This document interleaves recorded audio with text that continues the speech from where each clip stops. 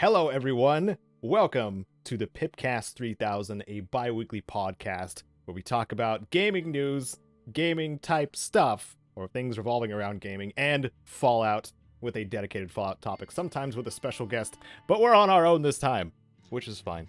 I am Caedo Genesis, and this is these are my amazing co-hosts, BADCompanySarge. Hi there. And Jared of Jarred Gaming. Hello. And we have a lot to talk about because we delayed for an extra week because I was in the middle of working on something for enough time that I became exhausted. So we didn't record last time or last weekend. So it was a 3-week gap, but usually it's bi-weekly, 10 a.m. Pacific on Sundays is when you can listen to these. So yeah, we're back on track, I think. Yeah. Before we get started with the newsy stuff, we have a tip of the day and a comment of the cast. Jared, would you like to take the tip of the day? Why, certainly. Tip of the day, sunscreen. That's it. Well, yep. Sunscreen, because it seems like a lot of places are experiencing higher than usual warm temperatures. And it's summertime in a lot of places, not all places. And the sun is bad. It is. The sun is bad for people in prolonged exposure situations. So sunscreen is the ideal solution to that problem. I remember when we had an ozone.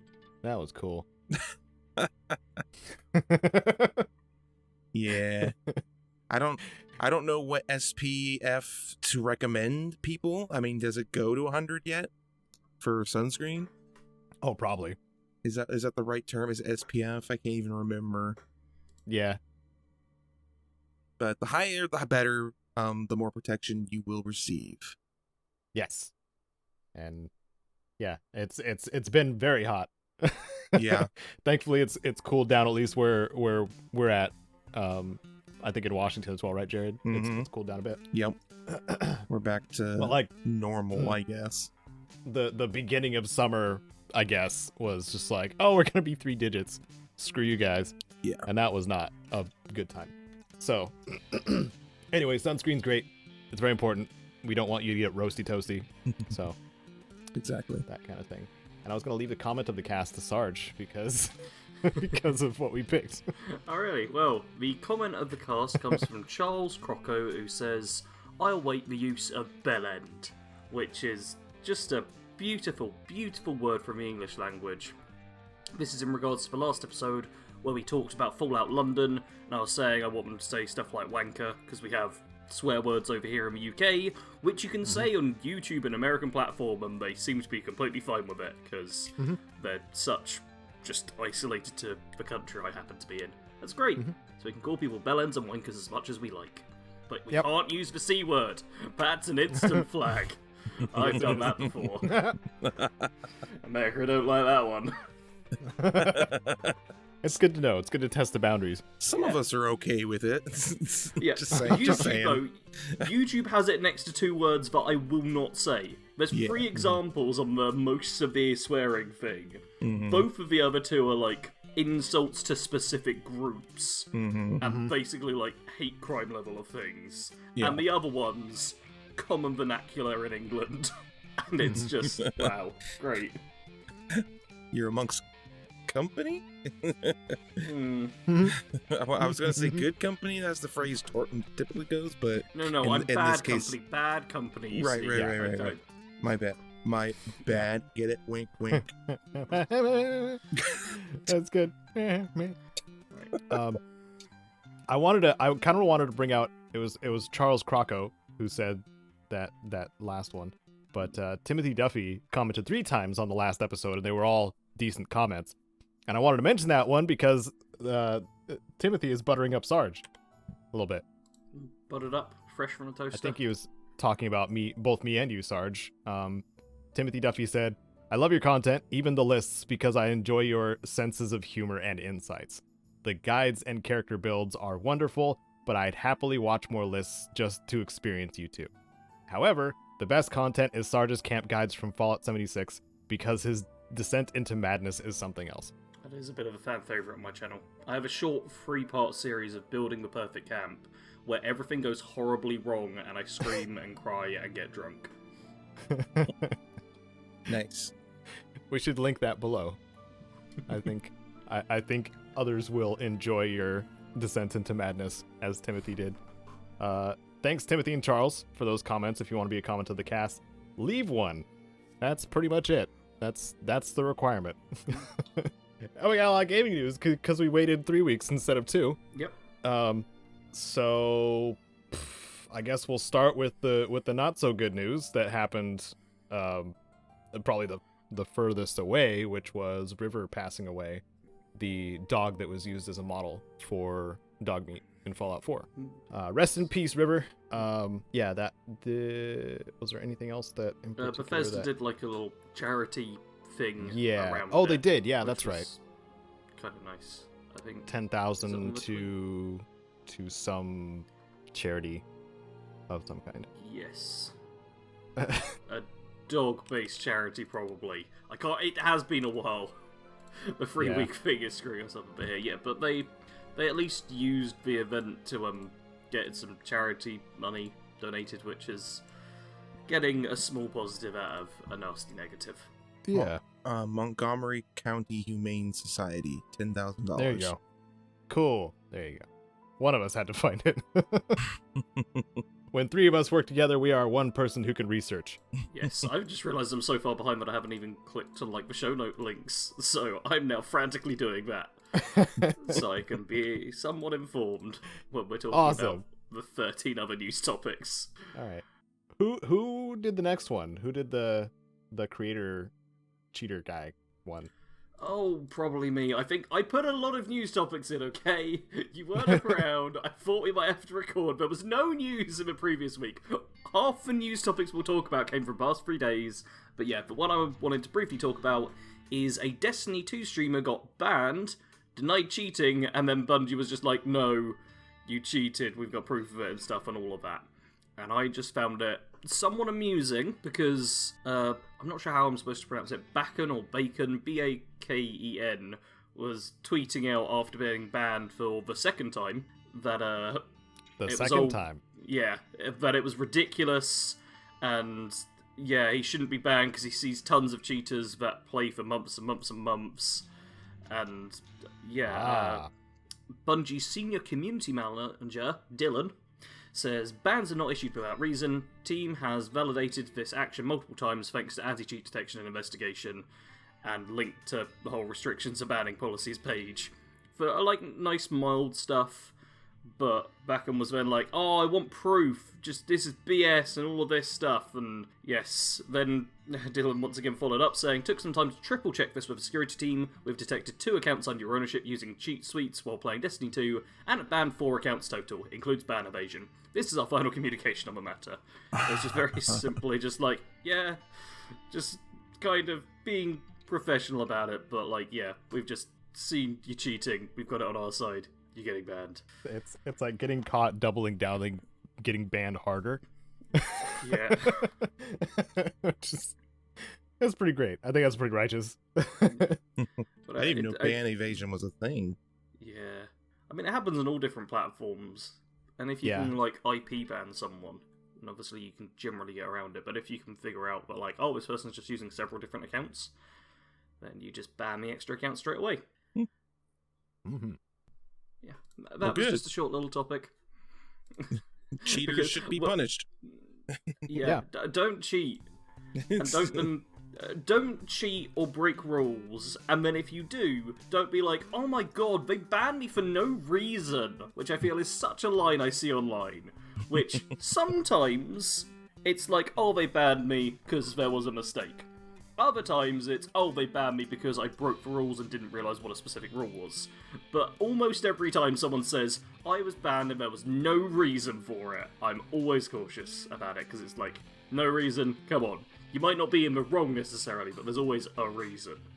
Yeah, I was reminded that it's a pretty constant loop whenever there's an update in Fallout 76. Went over to the 76 subreddit. People start getting banned and then start complaining for that it was for no reason. when it was definitely for a reason. All I was doing was duping legendary power armor. Why are people banning me? What, I'm not allowed to sell this on eBay? What are you talking about? Yeah. I'm supposed to run my own grey market here. Yeah, I've had people on my server complaining about server crashes because people are now duping the new stuff which is valuable. And it's it's a whole thing. We'll probably mention that when we get to the Steel Rain stuff too. Certainly will. On to more of Sarge's parade of varying news. There's a Total War Warhammer 2 DLC coming out on Wednesday, and I'm very excited. I put this in literally because I've been hyped about it for a month or two now. Like, basically, as soon as the announcement came, it's called The Silence of the Fury. Total Warhammer 2 is one of my favourite games ever. It is amazing. It is so good. I'm not going to talk about it on the play thing later at the end of the stream, because otherwise I won't ever shut up. But this DLC is bringing... This paid DLC is bringing, like, a new lord to Lizardmen and Beastmen. It's also changing Beastmen from literally the worst faction into the game into what look like some powerhouses that will be really fun, which I'm excited about, because up until Wednesday, they were virtually worthless. They were one of the most boring factions. They were really hard. They had so many debuffs constantly. They just sucked. And now they're becoming like an actual unique faction to play as. That's just like perfect for destroying everything. It's great. But that's awesome. Yeah, something that they're doing on top of this is they often do a lot of a free LC, which is on top of actually having a paid DLC coming on Wednesday. They're also doing a free DLC, which is changing the dwarfs and giving them an extra lord, which was something I didn't even realise about until like a week or so ago. So on top of this change happening and being like a paid DLC you can get for 2 extra lords, the game's also getting a free update, like just probably a few months before the next game in the series comes out, which is nice to see. Oh, and as well as dwarves, we're getting ogres, which should be in the next game. They're throwing in a lot of stuff in this update. That's awesome. It's really cool. This is good. This game is years old now. Total War Warhammer 2 has been out a long time. The third game is literally months away. So yeah, it's cool to see them continue to update it. And it's a solid strategy of having a paid thing along with a free thing. So even if you don't want to pay extra money, you still got something to get hyped for on Wednesday. I just like games that have... Is this a free update or is this a paid update? Both.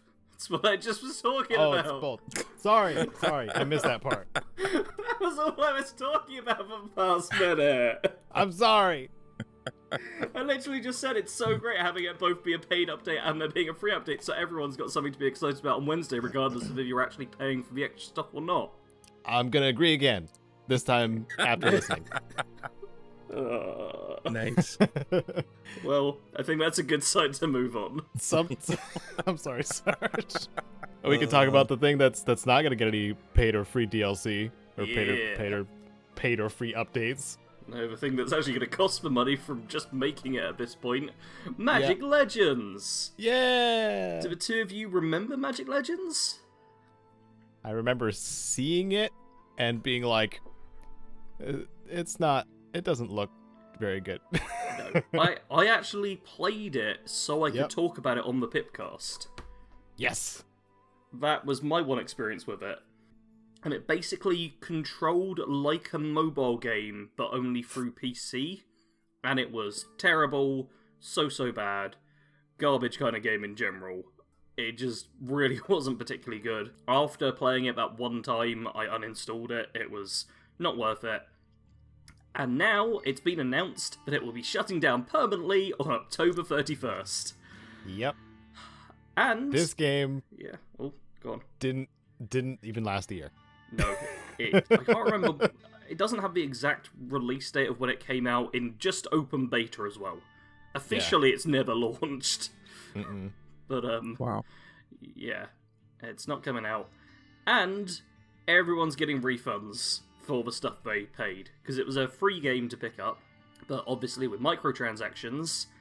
And it says, players who spent money on Magic Legends microtransactions will be receiving a full refund, whether they paid through the Epic Games Store or the Arc Launcher. So that's kind of nice. If you do happen to be someone who played the game and put money into it, then the article we'll have linked has another link itself at the bottom with an FAQ with details on how to obtain refunds if you're struggling with that. But just in case you did get any premium currency or spend a single penny on that game, just know you can get it refunded. You probably should. Yeah, you should. Yeah. Something that I found interesting. I don't know if you guys are familiar with Day 9 or Sean Plott. Yeah. He has been a talking head / public person for Wizards of the Coast products on a semi-regular basis, primarily Magic: The Gathering. Yeah. He gave Magic Legends a 1/0 out of 10 when he played it. Dang. Yeah. Like, publicly. I didn't realize that's what he did, but yeah, like, he was very straightforward and honest with how the game was. And I appreciate that. Right? Only more people were honest about the quality Yeah. of their games or the games they represent. Or... Yeah. I mean, sometimes I do worry because, Wizards is still doing things in other areas that are questionable at best. Yeah. At worst, questionable at best. Questionable at best, Bezos-y at worst. Anyway. We're going to talk about another property. I wanted to touch on it really quick because, Jared, you had experience playing this one. Hold on. I just added it. Oh, you did? You sneaky little... What's funny is I just added it. I just added it to my I'm playing that recently too. Which is why I was like, wait, I have to scroll back up. I got lost. Well, it's a chance to talk about it real quick. Okay. Because you had experience with it. Yeah. So I guess it's just a little dip into what I've been playing, but also just because I've played it. Information: D&D, Dungeons and Dragons Dark Alliance. We talked about it a few PIPCasts ago when we watched the trailer teaser for it, and it's out now to be played. And I played it. I've streamed it a couple of times. It's I'm conflicted over it because like for like an action RPG, it's not horrible, and I'm playing it solo, and it's very clearly meant to be played with other people. But as far as like D&D goes, Dungeons and Dragons D&D, it doesn't feel like D&D to me, because like to me D&D is like, hey, I'm making a character, I'm rolling some dice, and none of that's in this. It's just a straight up action adventure hack and slash essentially. Well, hold on, is there any like dice rolling simulation whatsoever? No, not that I've seen. Like you literally choose between one out of four pre-made characters. Now, my understanding is this is based off of like established like story lore in the D&D universe, like legendary Icewind Dale characters. Exactly. So like the characters you can choose from, if you're familiar with that part of D&D, you're going to be like, oh, I know these characters, and I'm sure that's cool to be able to do that. But as far as I know, you pick your character, you jump straight in and start whacking away at things. You do level up. It's an RPG, it's an action RPG, but it's like a really simplified version of D&D, I guess. How close is it to Vermintide 2? Because when I saw it, I was like, this looks like basically that, but inside of Dungeons and Dragons. I never once, as I was playing, I never once thought this is like Vermintide 2. Okay. It maybe is in the fact that it is co-opable. You can play with 4 people. It's co-op 4-player, but other than that, it's third person. It's hack and slash, like combo type attack. So like you upgrade your attack tree, and the combo to do this new attack is this, and you have to somehow remember all the combos to do all the things. I would say like it's not as bad as I was afraid it was going to be when we first saw the teaser trailer, but it's definitely not as good as it could be, I guess. It's probably fair to say anyways. I've only played it twice on stream, so I've maybe played about anywhere between 6 and 8 hours of it. So I'm definitely not an expert on it, but It's experience nonetheless, I guess. It's average. It's an average. I saw it on Game Pass and was like, oh, maybe I'll install this and play it on stream. And then I saw all the reviews and I was like, maybe I'll wait for a while and wait till I see some footage and hear some people talk about it. Yeah. And I'm glad I did. I'm playing it on Game Pass as well. I would not recommend buying it. Yeah, don't buy it. Do not buy this game. Play it on Game Pass. If you have Game Pass, get it, but do not get Game Pass to play it.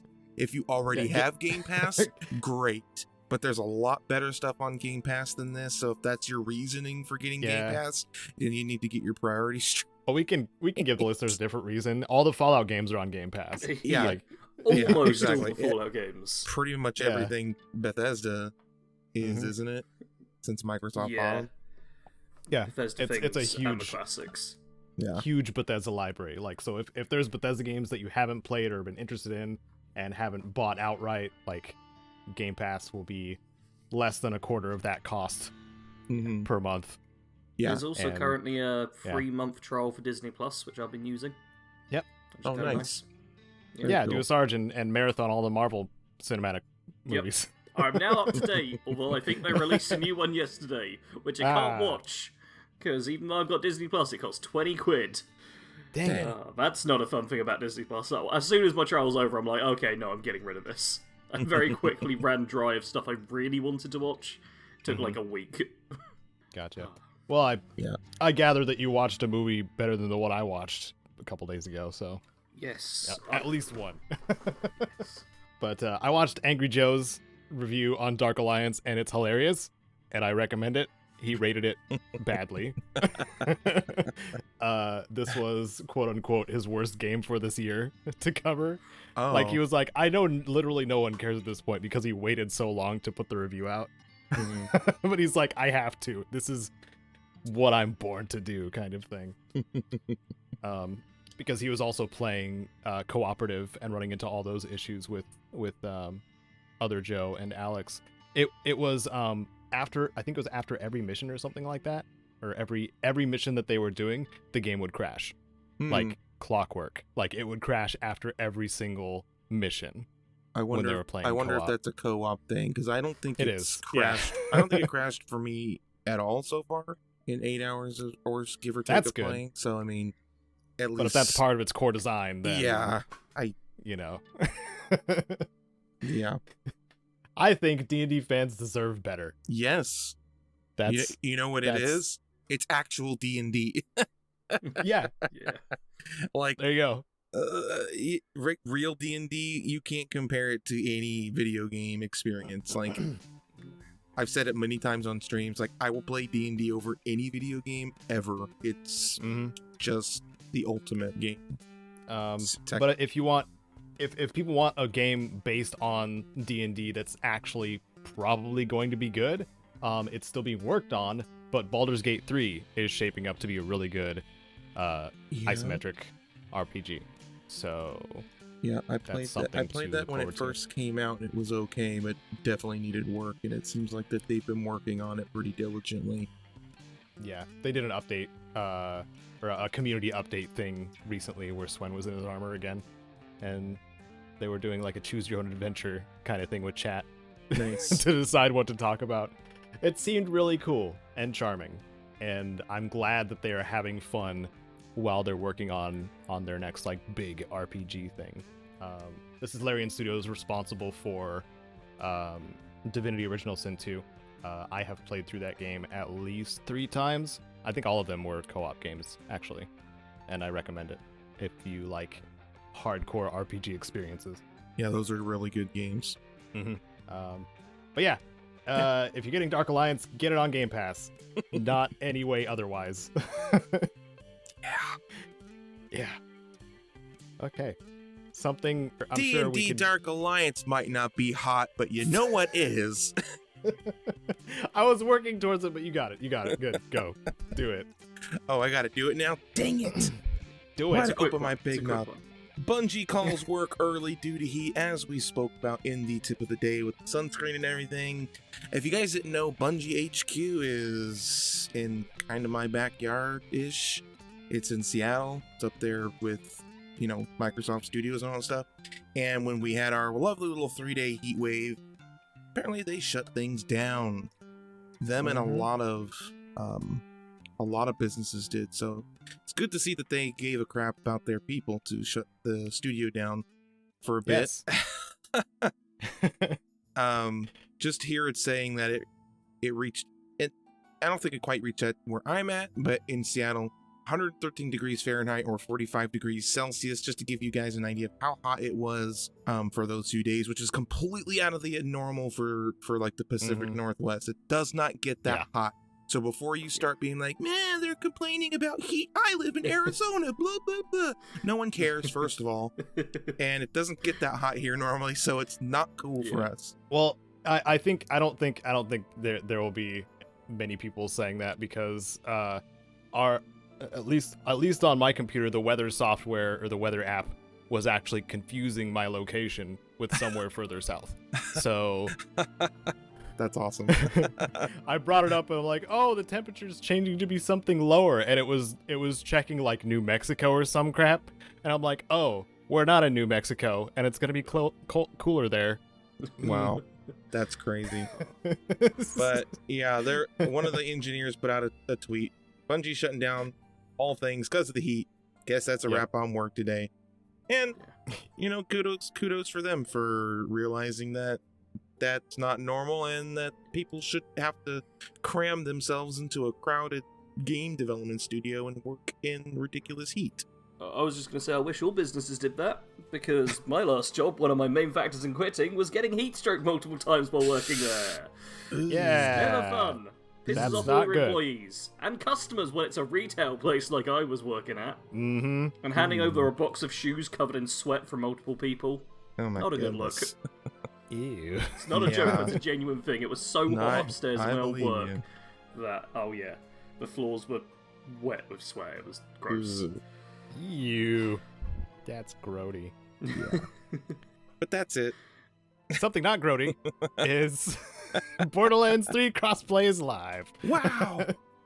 There are shades of grodiness though, for certain people. I'll let you. Minus PlayStation fans. Sorry, PlayStation fans. You still have to deal with the grodiness. That part's grody. Yep. That's Oh, what a surprise, another crossplay thing, not including PlayStation. It's almost like Sony has never been cooperative with the crossplay stuff, because the Sony ecosystem relies on exclusives and keeping people just to Sony. Oh wow, who'd have seen that coming? Well, I would join the exclusivity if I could get a PlayStation at cost. Right. Anyway, the crossplay for Borderlands 3 is now for PC, Xbox, Mac, and Stadia. So if you have any of those platforms, you can play cooperative with the other platforms I just said. Yeah, that's all of it. But once again, the standard trend of Sony not having crossplay in continues. Like, when they even bother to add Stadia in, Sony's just there being like, no, we're in our own era. This is my football, you can't play with it. That's just how I imagine them. I think the bus that Sony is being thrown under is being driven by the Stadia. Maybe it's just a smaller bus, but it's still being thrown under a bus. It's good news for PlayStation players, though, because even if you can't crossplay Borderlands 3, apparently you can play Cyberpunk 2077 perfectly fine now. And fine also. Yeah. Oh, no problems whatsoever. Wow, this is great news. Perfect now. Yep. Yep, that's totally the word that they used. Who's gonna take it? It's satisfactory, is what CDPR is saying for stability. It's claiming that Cyberpunk is now just okay, I guess. Mm-hmm. Which is the perfect thing you want several months after the game was panned for all the problems. It's not an easy way to get back from it. Yeah. You want to know my favorite thing about the roadmap? Go for it. Is how vague it is when it comes to time. Yeah. We've got an image of a roadmap here. It's literally a box that says release, then a line going to 2021, a line, then multiplayer updates and improvements, then a box saying 2022. And there's things popping off of it, but no dates for the lines coming off of it. So Nope. sometime between release and 2021 was hotfix 1.04, 05, and 06. Sometime between 2021 and 2022, multiple updates, sorry, and improvements, I've been saying multiplayer. During multiple updates and improvements, there'll be free DLCs and free next-gen console update, which is happening sometime before 2022, apparently. But there's no way to tell, because it's not even like these things are spaced out correctly. Like, they're clearly just put on a line to be like, yep, this is what's happening this year, hopefully. Yep. It's not just on a line, though. It's on their iconic yellow background. Oh, yeah. Mm-hmm. So you know it's Cyberpunk. And then you can continue scrolling because it's Cyberpunk. Yep. Once some free DLC comes out for it, I'm sure I'll consider reinstalling it. Yeah. And can we just take a minute to... I mean, everyone knows the definition of satisfactory, but I had to just look it up real quick just because I wanted to get the actual dictionary definition of satisfactory. Now, the first part's almost encouraging, fulfilling expectations or needs. But here's the part that's really applicable. Acceptable, though not outstanding or perfect. Or, in the medical terms, a patient may not deteriorate or likely to die. Yeah, this is a great choice of words by the marketing department or whoever does that stuff for CD Projekt Red. Yep. This patient is not dead, but it's not in great health. They're not going to die. That doesn't mean we haven't, taken bits off of them, though. Yeah. We have added so much cyberware since this patient gained consciousness. I just thought the definition was just actually more perfect than they probably even realize. That's great. Thank you, Jared. Thank you for My adding pleasure. that bit. Game of the year. Yep. One of the channels I've been watching a little bit more recently is XP to Level 3. We can talk about tabletop and D&D stuff. I like watching Jacob's content quite a bit. Turns out that he has a second channel called Arcane Arcade, where he started a Fallout pencil and paper campaign with the people that he usually plays with, and they stream it and stuff like that. Nice. So I was listening and watching that a little bit while I was working on the guide that is taking forever for a game that only a very small fraction of the people that watch my videos care about.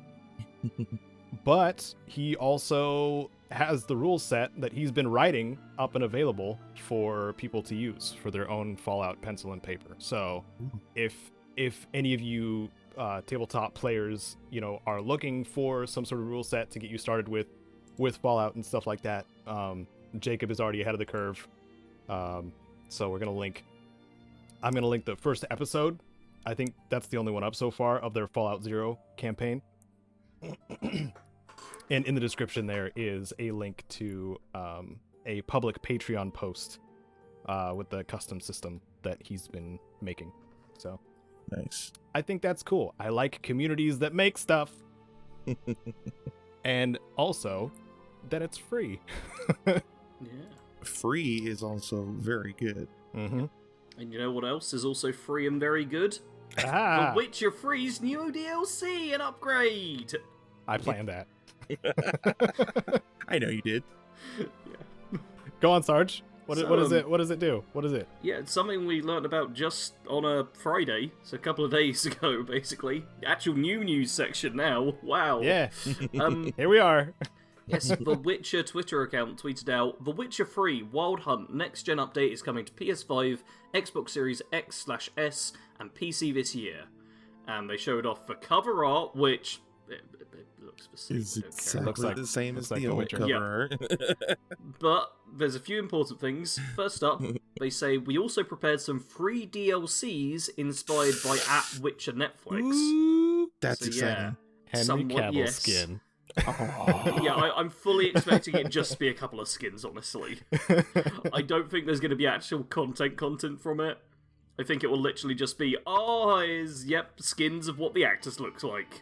There you go. That's all I'm expecting.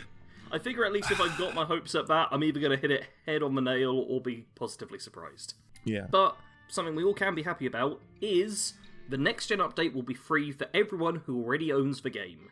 And the DLCs are not exclusive to the next-gen version, they will be available for every version of the game, including PS4, Xbox One, and Switch. Yes. Yeah, this is a good thing. Okay. This is the CD Projekt Red we know and love. Yes.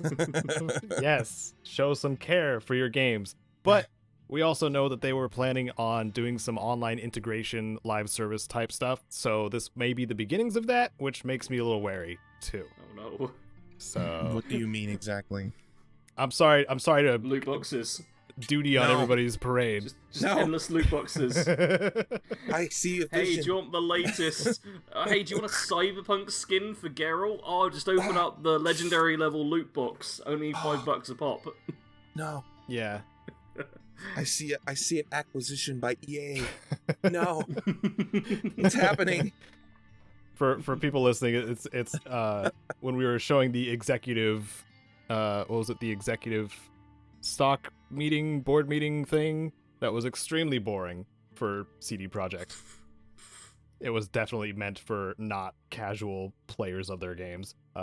They were sharing some of the plans that they have for integrating online features into all of their properties, including The Witcher 3.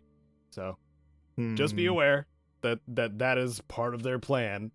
So don't be surprised if online bullcrap starts showing up in the game too. If it doesn't, I'll be happily surprised. But I don't know. We'll see. We'll see what happens. Man, if The Witcher 3 just does become a PvP game, that'll be we'll really be living in an interesting timeline then. The Witcher Battle Royale. Hey, it's already happened with Vampires the Masquerade, which I didn't even add on as a news topic. There's plenty of other single-player RPGs which can go the same way. Oh, but the Battle Royale, you're all taking on the roles of Gwent cards. Oh, jeez. There you go. It Boom. doesn't even play like Gwent. The character models are just Gwent cards, and it plays the same way. Gwent Royale. Oh my gosh. CD Projekt, hire this man. Screw Bethesda. No. CD Projekt.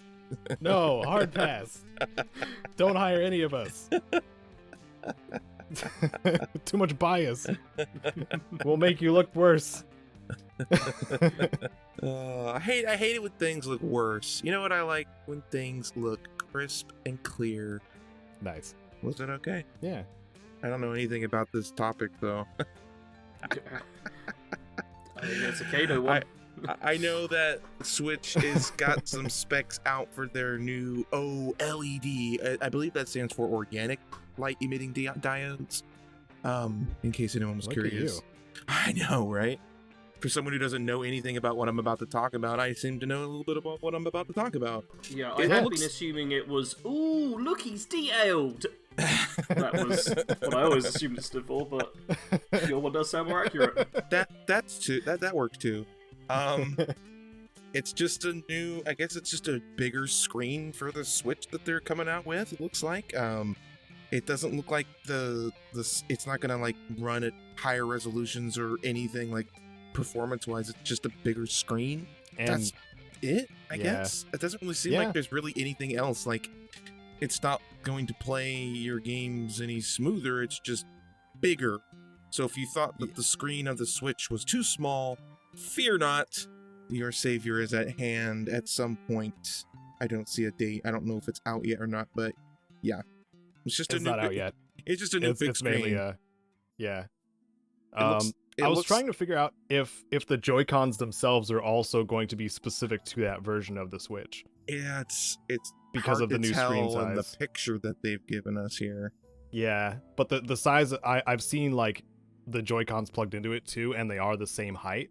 So I'm wondering if that's the case. Like you'll have to have new Joy-Cons and new Pro controllers.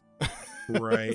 I mean, I imagine whatever that add-on controller is. It's going to be a standalone new packaged product. Like, you're probably not just going to buy the screen and then attach it to your existing controller and stuff. Like, it'll be the whole thing, just with the big screen.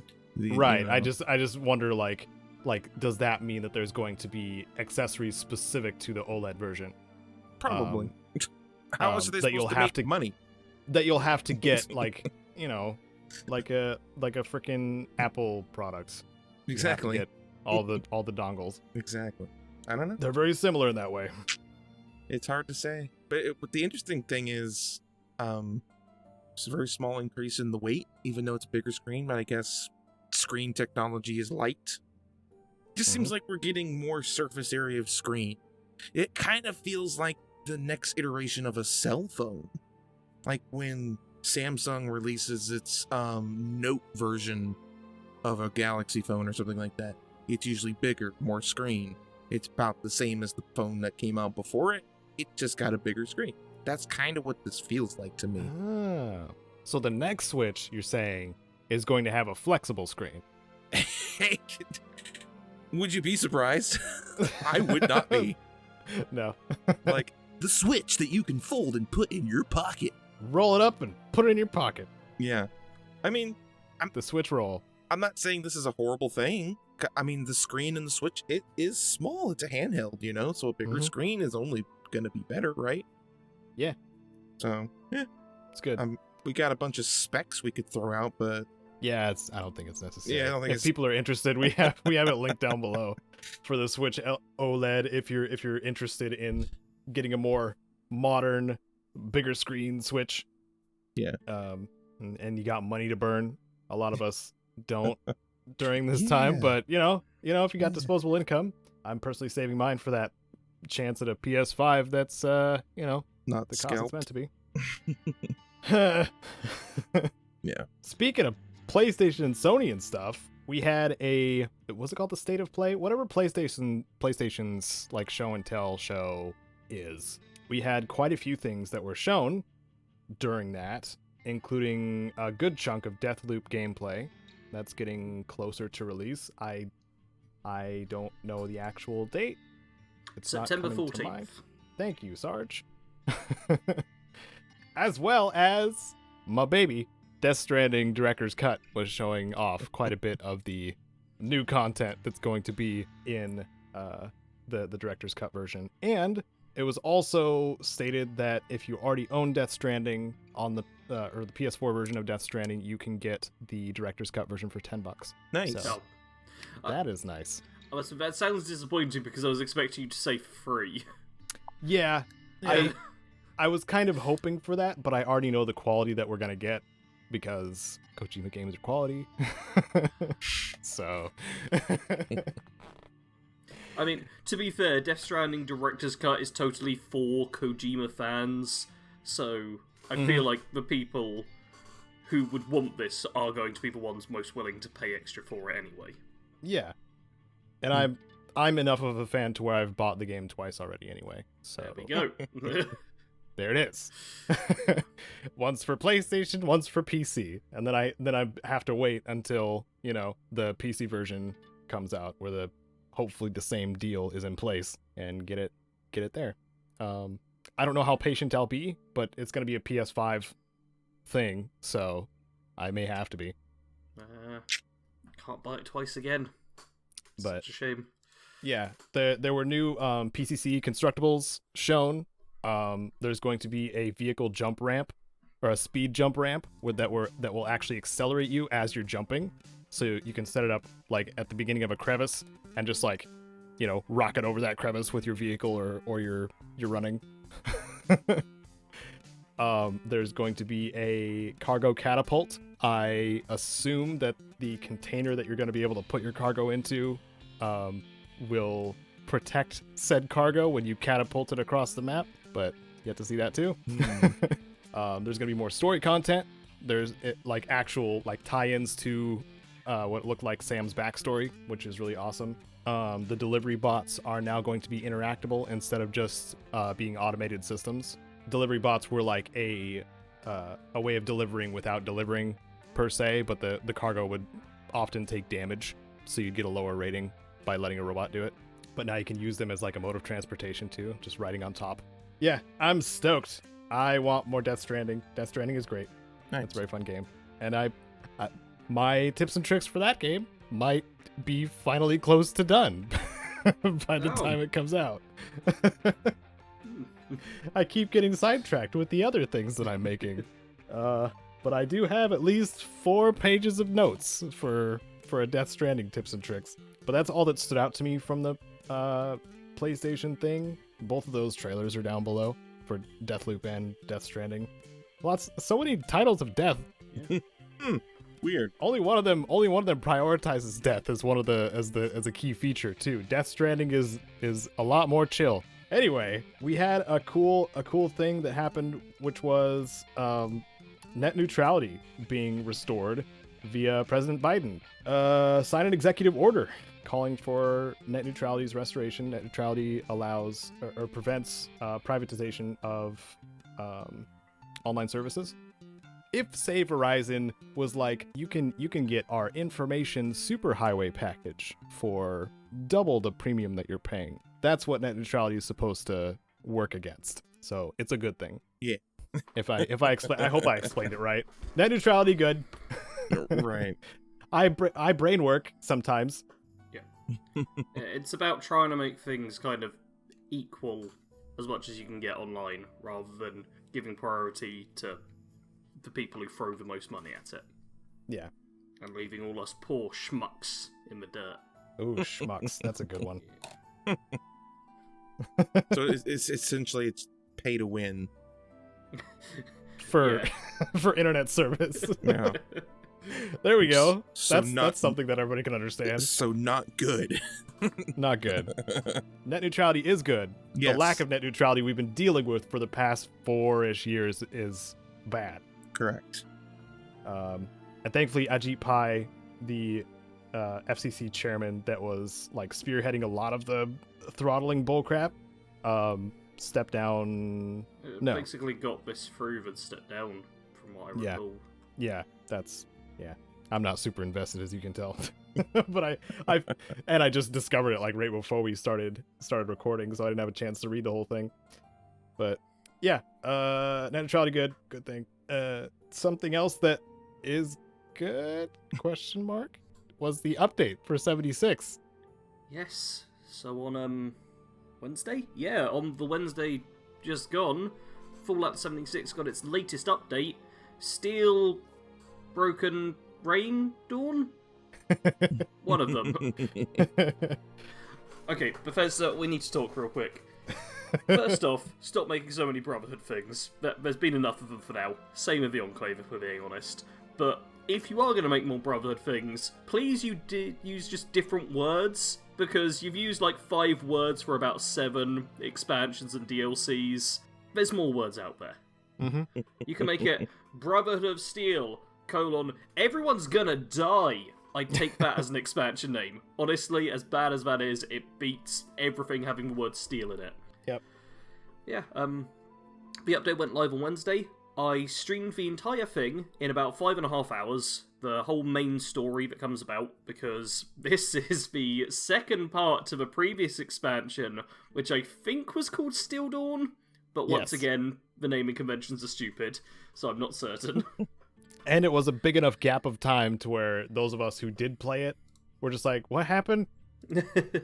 I remembered. I know my there you 76 go. lore. Oh, it's actually a good story. It's not a great story.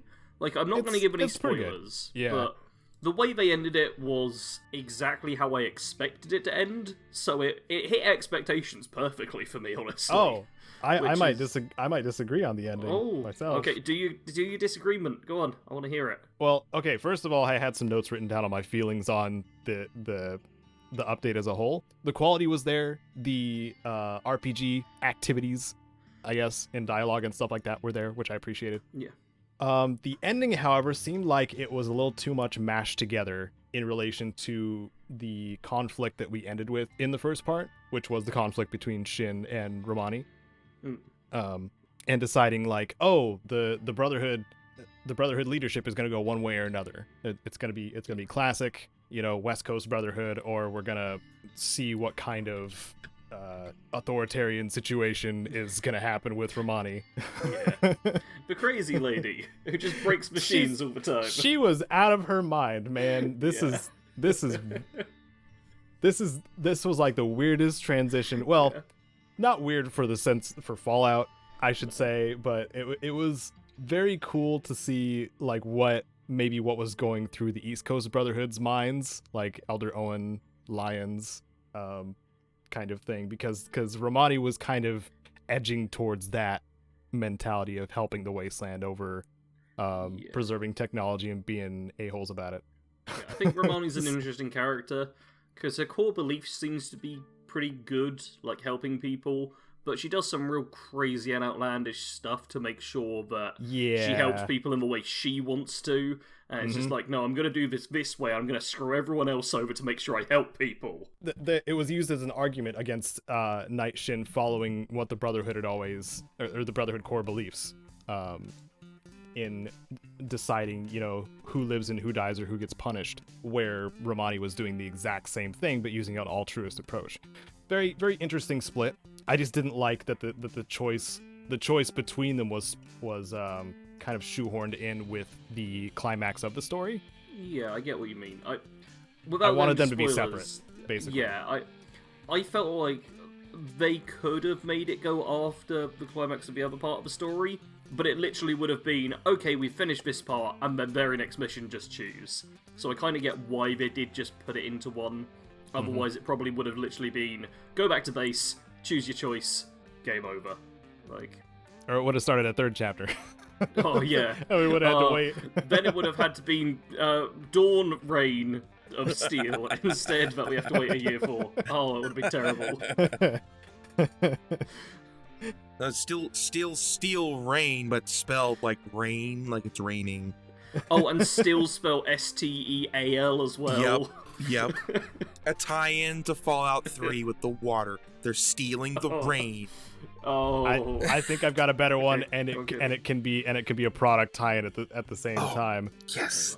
Fallout 76, Balls of Steel.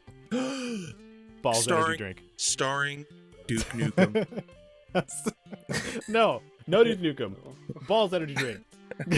Well, no, it's still Balls energy drink, but the spokesperson is Duke Nukem in a Fallout game selling. My God. It's brilliant. It's brilliant. All right, that's pretty good. All right. Okay. Well, story aside, the update seems like a decent one.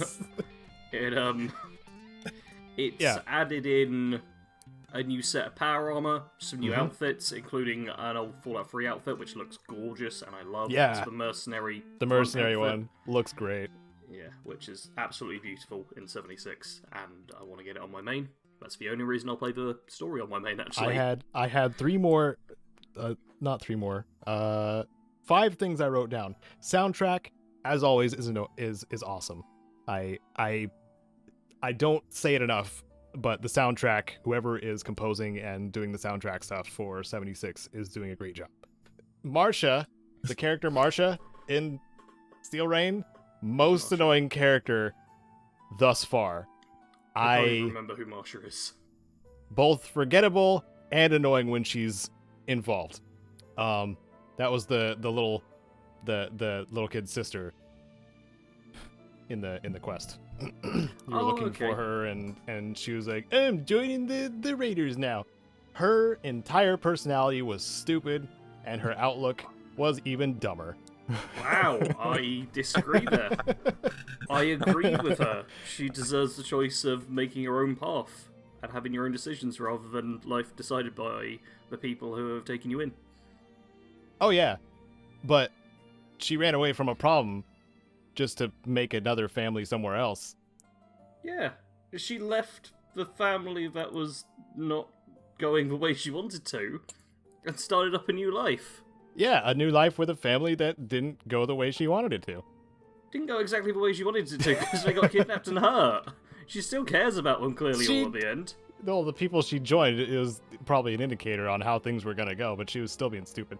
Anyway, I don't know. She would have ended up on my worst NPCs list if I had known about her. What, alongside Dog Meat? Yeah. We sure all trust that list, don't we? Fallout 4 Dog Meat. That's right. No, you can't. Not after the topic earlier. Yeah, I think we all need to cancel Caedo. Yeah. Now that he's done that. How could you be so disrespectful? How Listen. could you not know? Listen. Listen. I am 100% sure with certainty that River did not have the same AI as the dog based on it. Yeah, I mean, you're probably right about that. Because we don't program dogs with AI in real life. What? We don't. What?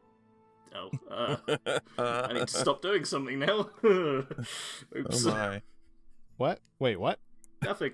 So also, in the update, one more thing we should probably talk about. Oh, there's two more things we should talk about, one of which is the scoreboard, but who cares? Screw the scoreboard. The Yeah. second thing we should talk about is legendary crafting, Yes! which is an actual good update, which makes the RNG in 76 fractionally better. Fractionally. Oh yeah. So, before, you know how you were talking about wanting to roll dice and stuff? Well, 76 has your map. Oh, Because they boy. give you a dice with a million different sides and go, hey, roll this, and we'll decide which item you get as loot from this enemy. And it's great. But now, you can have a base model of a weapon or a piece of armor or power armor now, and you can craft Yeah. 1, 2, or 3-star legendary effects. However, you can't choose the effects. If you craft a 1-star, you get a random primary effect. Craft a 2-star, you get a random secondary effect. 3-star, you get 3 random effects on it from the 3 rankings. Yep. So it's still RNG, but you do get to pick the base model, and then Yes. spend resources from grinding out events in order to improve it. It really is fractionally better. Yes. Another reason it's fractionally better is because there were more legendary effects added with this update, which makes the random factor even greater in Oh number. yeah, and the fact that power armor now can all spawn with legendary effects Yes. means Yes. that any time you kill a 3-star enemy, there are guaranteed well over 1 million different items you can get from that enemy as your legendary reward. Which means if you want like a 3-star handmade rifle with bloodied, faster reload, and less action point cost, I think that's a primary, secondary, and tertiary effect, then it's like a 1 out of 1.2 million odds of getting that when you kill the Scorched Beast Queen. Yep. And I was complaining back when it was a 0.00003% chance. So, yeah. Good and bad coming with that update. Good and bad. But some of the largely useless legendary effects also got changes, which were good. Yes. Nocturnal is no longer objectively bad, it is now just kind of bad. Yeah, now it's just half bad. Yeah. Nocturnal was a joke of an effect because it made your weapon stronger in the day and weaker during the night. And the weaker during the night, I've been saying for literal opposite. years at this point. Wait. Oh yeah, opposite way, sorry. Made Opposite. it weaker during the day, stronger during the night. But I've been saying for literal years that they should just get rid of it being weaker and have it just be base stats during day and then stronger during the night. And hey, it only took them 2.5 years to make that change. Yep. Woo. But Only they've done it now. 2.5 years. Yep. So now Nocturnal is still fairly bad, but is Yep. not worse than a base model of a weapon, Yes. which is the bar we're shooting for. Yep.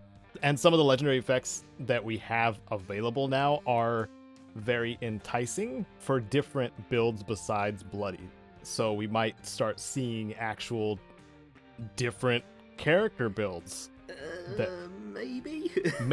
Maybe. I mean, Bloodied still is best. Bloodied, unyielding armor. Unyielding power armor was a thing people were going for a while, but now can't. But yeah, still unyielding armor with Bloodied is going to be very popular. I do think literally just having legendary effects on power armor will make power armor builds more popular. Oh yeah, for sure. Because my character I played through the DLC as was my big guns power armor dude, who I'd say is in not the top tier of builds, but just under the top tier of builds. Like, Yeah. it's one of the strongest builds you can make without going full out nerd on stacking buffs and doing crazy stuff or being a bloody build.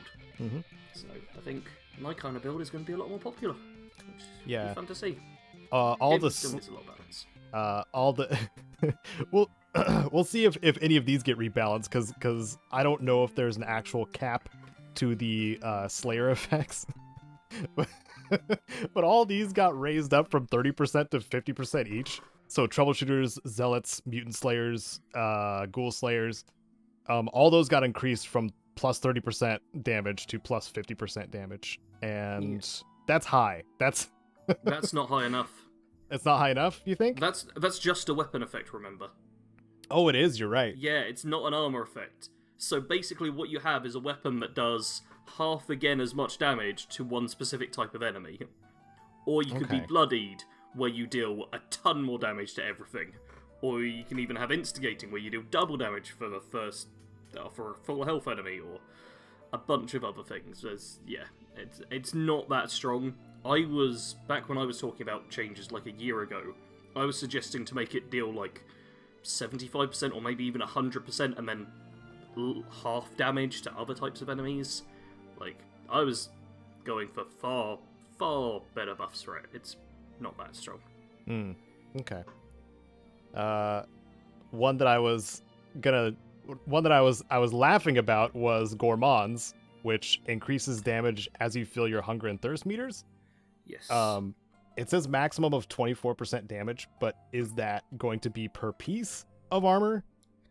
Oh, it's weapon. Never mind. I'm being stupid. These are weapon effects. Damage reduction. That one's probably going to stack for the armor. Yes. The one that's similar. The Overeaters. I got excited for Aristocrats for you, Sarge, because you have so many caps all the time. I do. Yeah, Aristocrats makes you deal more damage, or is there an armor effect for it as well to take less damage? I can't remember. Yeah. Energy and damage resistance increases, caps increase, maximum of plus 20 for each resistance at 29,000. Yeah, like, it's a cool kind of themed effect for someone like me who hoards their caps, but the effect still isn't that strong. And it's not like I can just go to a certain event and be like, cool, this is how I get this type of effect. I still have to roll with random dice, which is why I'm not playing 76 anymore. Yeah. Overall, I just like seeing more effects that incorporate other systems already in the game, besides just HP loss. Yeah. I mean, the problem still remains that the perks and overall way the game is built is still tailored much more towards Bloodied than these other effects. I think the bigger change we need to see are perks coming in that relate to different legendary effects, because one of the biggest reasons Bloodied is so strong is there's about half a dozen perks built around it, and no other legendary effect has that. Yeah. But we'll see what happens. Yeah. So, despite ending on a bummer, the update was still good. Yeah. Yeah. Go ahead, Jared. Would you say that the update is satisfactory? Yeah. Oh, yes, it is satisfactory.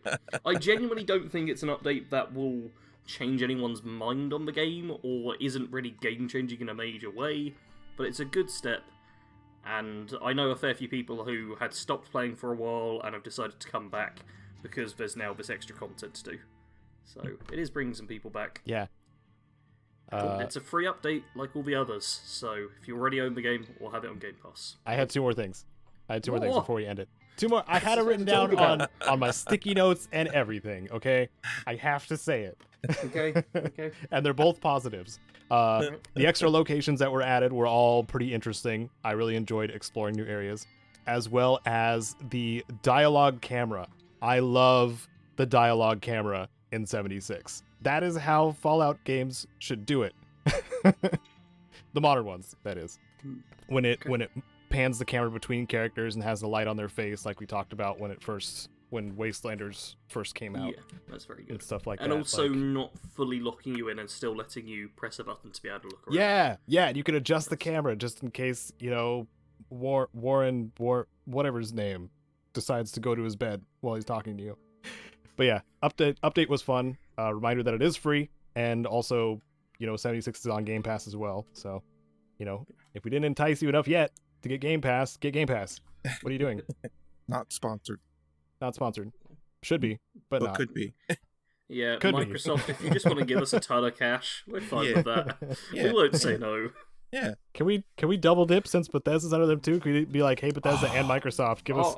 Microsoft, Bethesda, ZeniMax, and Xbox. Come on, let's get 4-page X now if we're going for this. All right, Let's go I'll all be a in. shill. Okay, that was all the news. So far, we had a lot to talk about. Only 15 topics. Only 15. And now we got our dedicated topic, right, Sarge? Yes! We're going to be talking about the safest settlements in all the wasteland. So this is basically just going to be a discussion around... It's almost like where would we most like to live, but more so where, if we were living in the Fallout world, would we be least likely to die horrifically straight away. Because obviously there's a lot of dangerous places in Fallout, but there's a lot of places as well where you look at it and go, these people seem to have it pretty safe. This is pretty well secure and pretty boarded up, and there's not deathclaws right next door. This is good. Yeah. So, I'm pretty sure this was actually brought up in one of my live streams recently, about talking... I think it was when I was visiting Rivet City, and people were just talking about how safe it is. Because it's so isolated, it's really out of the way, there's got a some bridge. super mutants nearby, but Yeah. that's about it. It's... yeah. Yeah. That is- Retractable bridges rule. Yes. The bridge just going back and forth. They've got a security force there as well. They're all like in combat armor with Chinese assault rifles. It's... yeah, it's proper serious security. Although, I did murder someone there, and everyone just ran away. So it's got a lot of security theatre going on, but as soon as I committed a murder in there, the guards legged it. There were no consequences. And on top of that, I had Dogmeat with me, and he started just murdering anyone he could get his hands on. What a good boy. It was, yes, Dogmeat was a very good boy. But it was clear that although being secure, or at least looking secure, if anyone does go in there and start a fight, it's suddenly not so safe, because the guards don't actually have the combat experience to back themselves up, and they might just run away, which means they're relying mostly on reputation there. So, have we got somewhere safer than Rivet City and its worthless guards? Well, obviously, Megaton is so safe. Yes! It has nothing dangerous in the centre of it. No, not at all. I hear that's a hot topic. I will say, besides the bomb, Megaton is pretty safe Yeah. overall. Yeah. Besides the thing that makes it unsafe. Yes. Besides that one giant nuke just sitting in the middle of the town. It's fine. Oh, but they've got the sniper up top who watches over things. They've got the big old gates. They're very well fortified. Like, just having a bunch of metal scrap. They've got a robot outside. They've got a sheriff who looks after the law. When you do fight people in there, everyone gets involved in the fight and you get properly shot at. I know that too, because I did that as well. They really go for you. And there's really only two proper ways that Megaton will get destroyed, which is by the nuke on the ground or the orbital bombardment from the sky. Yeah. Which It's a pretty good setup. it's not bad. Plus, multiple shops, there's a food vendor, there is water even though it's highly irradiated. It's a clear trading hub as well, so you've got stuff coming in. It's not only is it safe from the actual dangers, but having kind of an economy going towards it and having multiple people defending and several different jobs available in that area is all helpful stuff to have. Yeah. Let's see. I would probably mention like classic Fallout locations because that's just who I am. Because I'm that guy. Are we counting faction strongholds? I think you can, yeah. Okay. And I'll explain why after you claim that they're safe. All right. Well, I would say that if there wasn't an internal debate with Raven Rock was pretty dang safe. Wait, is that the place I blew up 2 days ago? Yes, in Fallout 3. Oh, okay. Yeah, I'm that place blew up excluding- hard. I'm excluding the interaction of the player character to these places. Okay, I'm not. Both of mine have been about the player character's actions. Because the player character okay. does things that anyone could potentially do in these cases. Like, none of the things I've talked about were specific to just the player character being able to do them. Because the player character doesn't do something that only the player character could do to blow up Raven Rock. President Eden blows up Raven Rock, because that is just a function he has. It is. However, I did find out in my most recent playthrough that you can go through Raven Rock and the coup still happens, but Raven Rock is intact. Okay. I didn't know that it was possible, but I avoided that dialogue specifically just to see if it would still result in it exploding. Raven Rock did not explode, but there was still a war inside. Okay. Which was interesting. I thought that was interesting. Like, if it wasn't that they were just shooting each other, I think it would be a safe location. But obviously, it isn't because of that. So instead, I would say either NCR or Vault City. Can you be more specific with NCR? Because NCR is a faction. The whole specific thing. place. Yeah, the entire reign of the NCR. It's okay. Shady Sands that turned Yes. into the NCR. Shady Sands had already had, I think they had a GEC and came from Vault 15. I'm pretty sure. I could be wrong there. They at the very least came from Vault 15 and created Shady Sands, and it eventually blossomed into the New California Republic. And they had a leadership structure. They have a pretty serious guard force. Like, if you start anything or even have a weapon out in NCR, you will get gunned down super hard. Yeah. There's no Rivet City situation. It's just all the guards point their Tommy guns at you and you die. They're strict enough to where they will detect your companions with their weapons out as well. Like, you have to tell your companions to put their weapons away or they will also open fire. So clearly they have law. They keep illegal activities that are like kind of wasteland standard outside of the walls. At least try to, which like outside of the NCR gates is the slave pens and the slavers, which the Rangers inside of the NCR ask you to take care of, which is kind of a fun thing. Also, there's a lot of, they have their own legal tender at that point in Fallout 2, so they have a source of making money, something for an export. I'm not sure what exactly it would be, but they have manpower. They can protect caravans. They have a system. Well, in the first game, aren't they growing like crops and stuff as well? So Yes. if they're able to make their own food, and they've got a well with water, if I recall correctly. Yes. Yeah, they've got food and water, they've got shelter, they've got structure. They're well defended. And we see from the progression of Fallout 1 through to New Vegas that clearly the NCR as a whole does thrive. Yep. And by the time of New Vegas, the parts in danger are the actual borders. And Yeah. do we know if the NCR expands in all directions? I'm asking you two who probably know about geography, so the NCR could be located in the middle of America for all I know. I mean, they start in California, which is on the West Coast, so they only have so much that they could expand to, which would be the rest of California. I think that they kind of keep to their own because to the north and northeast of them are the New Reno and Vault City.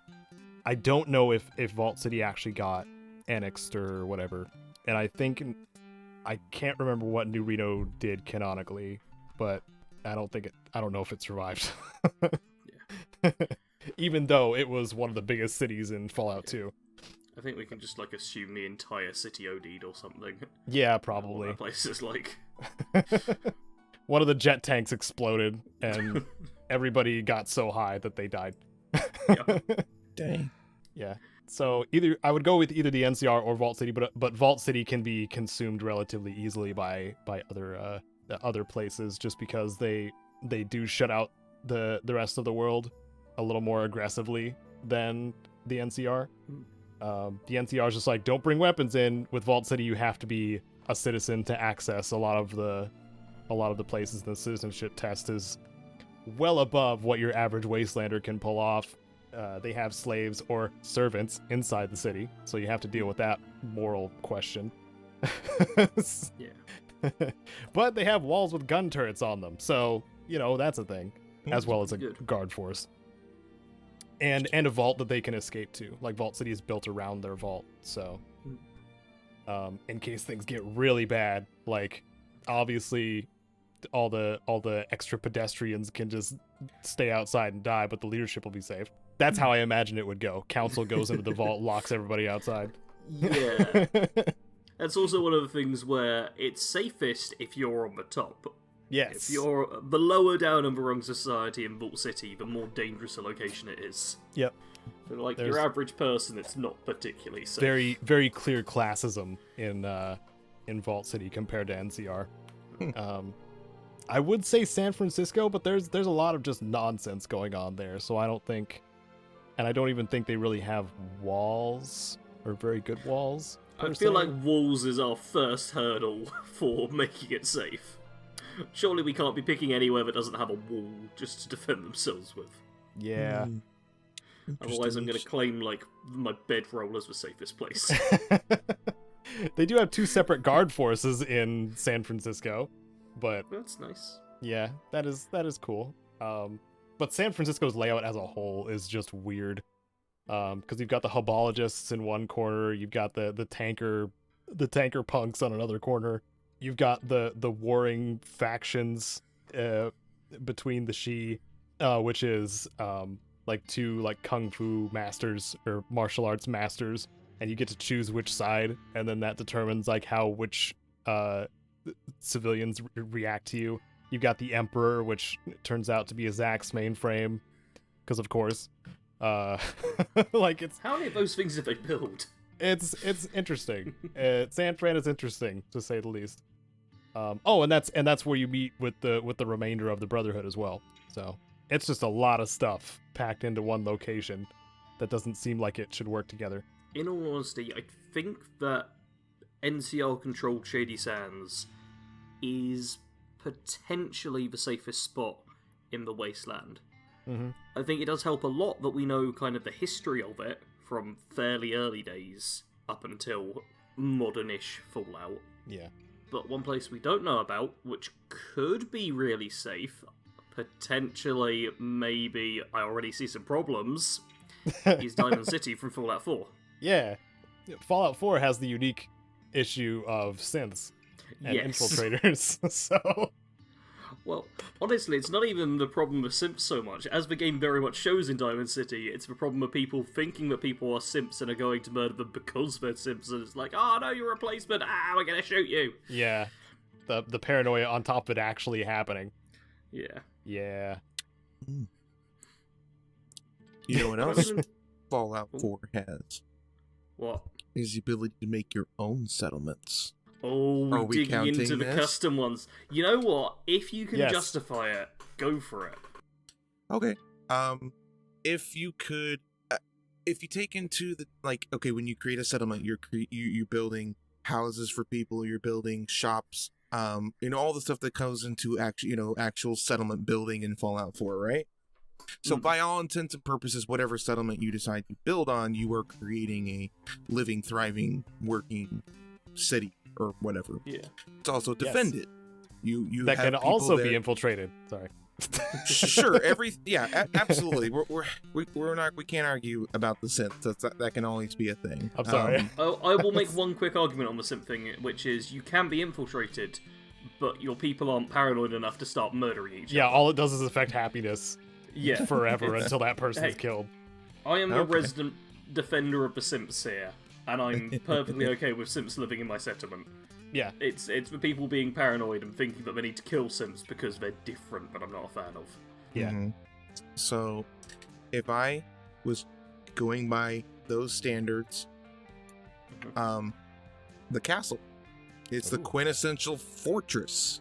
Good Turn point.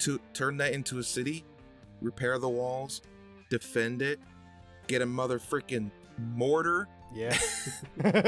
You've got walls that can't be scaled except for obviously like vertebrates and stuff like that, but your average wasteland threat probably could scale those walls, at least not easily.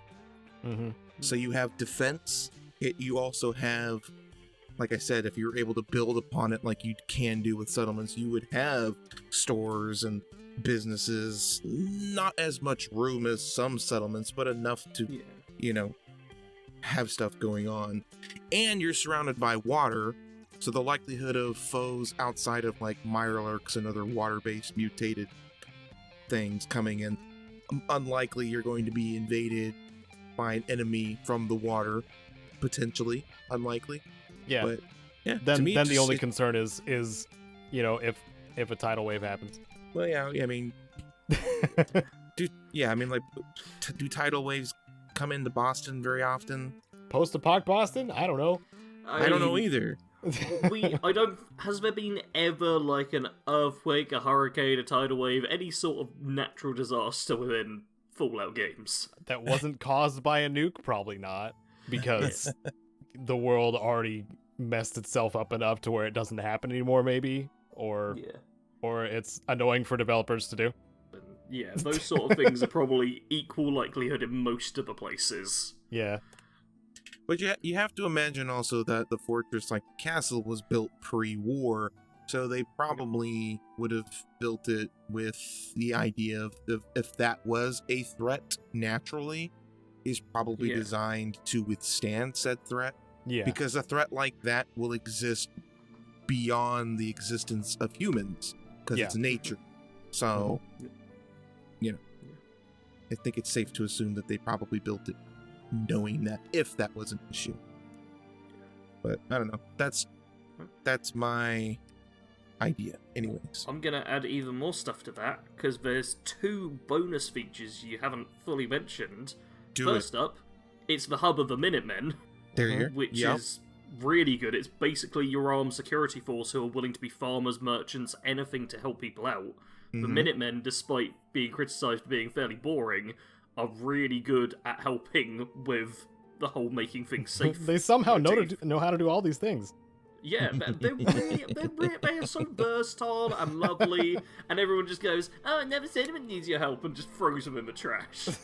They're like the most useful and helpful and lovely wastelanders, and everyone's just like, but Preston says a thing multiple times, screw him. Preston bad. Poor Minutemen. But yeah, you've got a great bunch of people around you, all helping out. And there's like a basement level to the castle where people can potentially retreat to as well. Yep. And which does happen, because the old general goes down there, and I mean, he dies because he's got like no food and water and stuff. Wait, he's got alcohol, but that's about it. Yep. But yeah, you've got extra defenses there. A ton of people willing to help out the place. Yeah, and isn't it like protected by like a big old power door or something like that? Isn't there like a powered like big old bunker door that isn't? It's been so long since I played, so my memory is failing. There is a big powered door. There's also like a standard way in, because you go through the standard way, then you have to fight and defeat a sentry bot, which is kind of dangerous. But if you could potentially put another sentry bot down there, excellent. And then by going down the normal route, you eventually find how to open up the door to the armory, which is the other entrance to it, I believe. Right. Yes. Yeah. Has been a while, but I'm looking. You know what? With you mentioning the castle, I think I'm gonna have to go and take the castle over when I play Fallout 4 now, because it's great. It's so great. Yeah, it's great. You can build along the upper walls and stuff. I mean, it feels really good when you use the concrete foundations to fix the wall, and it's just a nice straight line. And ooh, that was one of my favorite things when working on settlements, was just getting that wall repaired just to look like an actual wall again. That was lovely. I will say, on the negative side of things, the castle, just to get a little bit more balance. Yeah, there's a couple of things. Sure. There is the Mirelurk infestation you have to deal with. Yes. At the start. And with saying no threats from the water, the Mirelurk Queen does come out of the water. Okay. So that's a potential threat. Obviously, the one that gets dealt with, like, if you're going for pre-inhabited castle, it's a lot more dangerous. If we assume it's like, once the Minutemen have taken over, then it's a fair bit safer. Well, it would have to be after, really because we're considering it as a settlement that's thriving with shops and stuff like that. Like a settlement and protag involvement stuff. Yeah. I would think anyways. So I'd say not so great because the wall's broken, first of all. I mean, yeah. And it's just big enough for a queen to fit through, too. Interesting. Yeah. Yeah. My one concern would be if there's more queens that could potentially come through the water to attack you. That's something to keep in mind. And there are various other enemies a little way away. You're a fairly obvious target. Like, it's very noticeable to see the place as well. There's an element of potential danger that comes in from it all. But I do still think overall it's one of the safest places once built. Yeah, it's not too bad. Yeah. I did it. I would like to suggest another Fallout 4 settlement, which I was thinking about. I was trying to remember the name, and I forgot the name again. It's the one that starts with C, the one with walls, and the people there already. The castle. No. No, not the castle. No, it wasn't people there. It was Mirelurks. Those are not people. Covenant. Covenant. Thank you. Yes, Covenant is pretty neat. You can get involved or not with the things that are going on in Covenant. It is a very well defended and well kept settlement. Where basically you don't have to do much rebuilding at all if you don't want to. Like, it's already established. It's got the walls, it's got the turrets, it's got the gate, it's got the test at the gate. Let's kill him. Or gate guard, I guess. As well as, like, it's already established that it's on a main spot where trade routes can come through and stuff like that. And they interact with them pretty often. Leadership system. I think Covenant's pretty neat too. I mean, providing they don't suspect you're a synth at any point. Yes, That's kind of the one part. thing where you've got to hope that they think you're normal and just a standard basic human. But however it plays out, it's still, relatively safe. It's got a nice wall. Yeah. It's a nice wall. It's quite a small settlement, which is a bit of a pain. I mean, if you move in there, you can't really have an extra house for yourself. There's That's not much spare space is the only thing. So it's going to be a bit cramped living. Might not be the most comfortable, and you've got to hope they all accept you. Yeah. But if you get over those things, it would be safe to live in. Yeah. Won't support a very large population, but a small community. No. For sure. Yeah. And those turrets. Those turrets are lovely / absolutely horrible. Yes. Depending. Yes. It's also it's on the trade route, because I think the caravan traders will stop there, don't they? Yeah, I mentioned that, but yeah. Oh, you did? Okay, sorry. Yep. Healthy trade is good. Which I'm trying. do they go to the castle at all? I mean, surely they do if you've got a settlement there and you put a trough to show up eventually, right? Yeah, it doesn't. Even if they don't have pathfinding, I'm pretty sure they'll show up anyway. Okay. It's been a long time since I played. I couldn't remember all the technical stuff like that. I'm now getting a bit heavy into it. I'm now Googling the actual map for Fallout 4 to take a look at it, because, the kind of problem you've got there with the castle, like, there's a bit of a dangerous route from, any trading hubs. That's true. So it's a little dangerous for both Bunker Hill and that. Like, Bunker Hill to Covenant is a safer route by comparison. Like, obviously none of them are fully safe. None of them are fully safe at all, but Covenant to Bunker Hill's a fairly safe trade route. Yeah, you'd have... I think you have to consider the settlement's ability to be self-sustaining to factor into safety. Yeah, that's 100% a thing. Which is also a mild disadvantage to Covenant because of the small amount of land. They have only got like so much place they can put in to build things. Yeah. And to be fair, they do have, in Covenant, they have a working garden. Yeah. So they are making at least their own food, which in an actual situation of survival would be, probably sufficient for that size settlement. Yeah. It's once again just a thing of you're not going to be able to produce too much excess food and not being able to add in many more people. Yeah. Which also does lead to a disadvantage where if you start losing people, then you have to kind of strike a bit of a balance between not accepting many people into the kind of community you're in, but also as soon as someone dies, kind of needing to replace them Yeah. with another person. Just you need That's really true. tight population control Yeah. that they probably won't like much. That's the wasteland. They don't get a choice. Yeah. I decree you stop having babies. That's a thing in oh man, End Zone: A World Apart. Like you can decree that your people just stop having children for a season or two. You're just like, we're growing too fast. And they just agree to that. Oh, they get upset. I can imagine. Not allowed. Live in separate buildings if you have to. But if it's Covenant, there are no other buildings. No. Yeah. Yeah. We'll have to stay together. Yeah. Interesting. I'm trying to think other places, but I'm really bad at this. That's all good. I do think we've got most of the really good ones done. I think so. Yeah. I was going to mention Sanctuary as well, because it's very out of the way and isolated. Like, you miss out on the trading, but there's a lot more room to grow things. There's very little of danger around there. Like, that I was originally going to, like, counter your castle suggestion with Sanctuary, because the castle's very, like, obvious to people as a potential target to attack and things, whereas Sanctuary is very out of the way. And it's kind of like, do you want to be better defended, but have the potential to be seen as a target, or not as well defended, but there's less threats around that might potentially attack you? And it's kind of a balance with, like, either one could work. And Sanctuary has that benefit of growing room, too. Yeah. Like, it's not like, restricted, because there's no walls. You can grow. You gotta build your defensive walls. But you could build walls. Yes. Yeah, and you've basically got a moat. Yeah. That's true too. A very shallow and pathetic moat. Yes. But still a moat. Yep.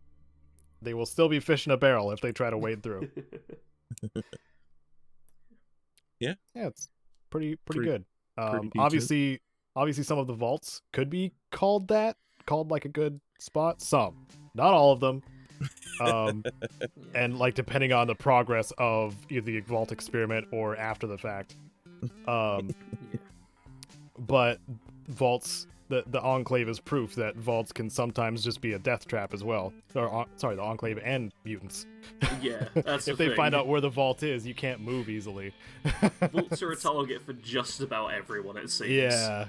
Even Yeah. outside of Enclave and that. As soon as people So- go, oh, you're a vault dweller, hey, you Yeah. can see the glint in their eye of, oh, you've got a vault full of people who may not be prepared to defend themselves, maybe there's Yeah. some valuable loot there. Yeah, you got people, you got tech, you've probably got water, maybe. Yeah. If you, You might if you're literally not. have a miracle device which can restore things back to normal. Yep, Yeah. there's that too. Vaults attract a lot of unwanted attention. Yes. And all it takes is a Pip-Boy to open them up. Yeah, Which feels like a really bad locking system. it does. It does Like, quite a Can you bit. imagine if it was just a key that opens like a couple of hundred different buildings for you? Mhm. It's crazy. Yeah. I feel like there's probably a fairly common assumption that vault dwellers are inexperienced in the ways of the wasteland. Like, so if you find out there's a newly opened vault, you're like, oh, those guys haven't seen how things are. They're probably really weak and dumb and gullible and naive, and we can take advantage of them because they've been safe and sound in our little tin can. Yeah. And we're hardened raiders that kill people for fun. You know, You can imagine those raiders' surprise when the boomers emerged from their vault. yeah, or any of the other crazy freaking stuff that happens in some of those things. Yeah. I would have loved to see that, by the way. Open the door, everybody's got a rocket launcher coming out. What's up, guys? Boom. That's like playing Halo rocket launchers only. It's pretty much. Yeah. Yeah. The boomers are such a fun faction. Ridiculous. Yeah. And the more I think about it, the more I think they're thematic to actual boomers because they're like super super xenophobic and against change. So I think that's pretty great. Interesting. I never thought of them that way. It might have been, because this is a very Obsidian thing to do, it might have been a intentional name choice. Was and that have a a thing tie-in. though back then when they made the game? Not in Oh. the same way. Not in the same way, way. but The baby boomer generation has been like a commonly used term. Yeah. The Right, but I mean like- like in the derogative sense that we know it these days. That's modern. Yeah. Okay. I'm gonna give Obsidian the exact amount of credit they deserve and say that they probably went for boomers because things go boom.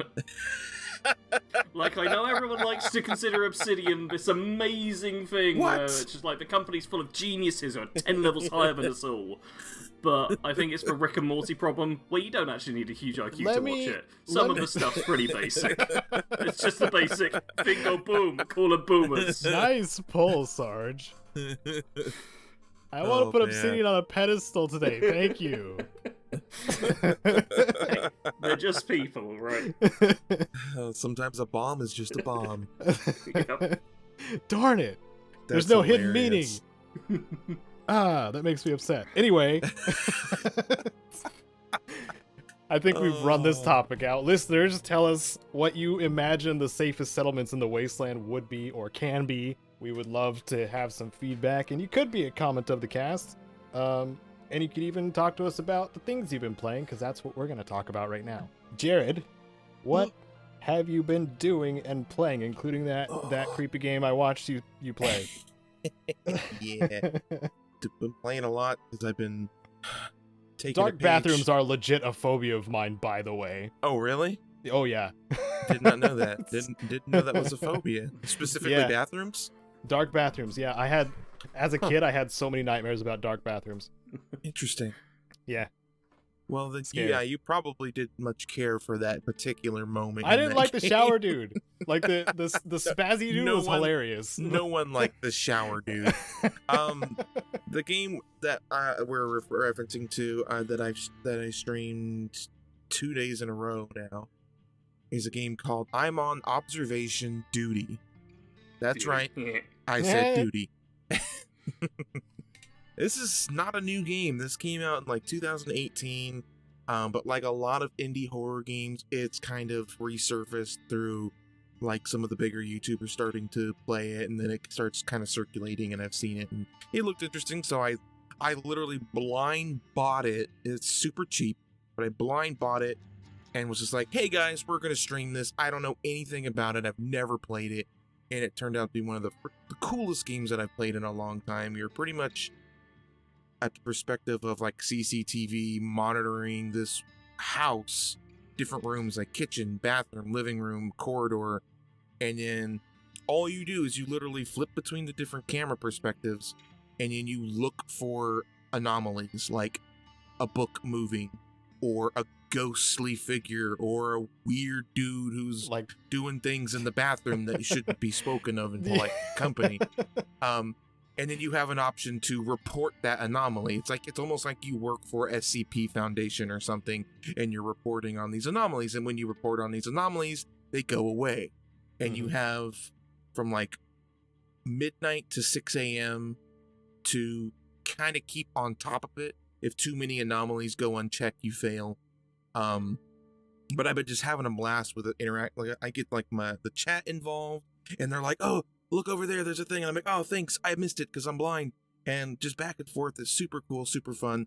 And actually last night we uncovered like a secret ending that we couldn't find that anyone else had found. We may have been the first to have actually found it. And it required us to translate Morse code and display an incredible amount of patience.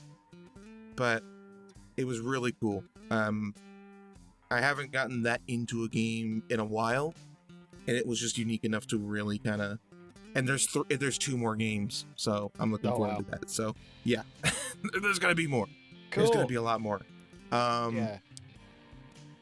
Also been streaming Power Wash Simulator, which sounds really weird. You literally power washing things. That's it. You just power wash things. I play some like smooth jazz, and we power wash things live on stream. Sounds relaxing. It's super Jared- relaxing and Jared super likes- satisfying. Jared likes streaming, doing chores.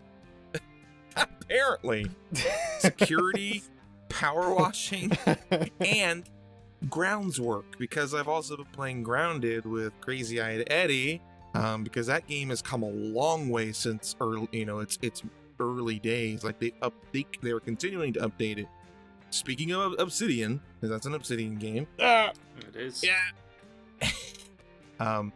So yeah, I've been having fun with that. You guys know Grounded, big scary spiders and stuff. When do you play it with Eddie? We stream that on Sundays at 8 p.m. Pacific, 11 Eastern.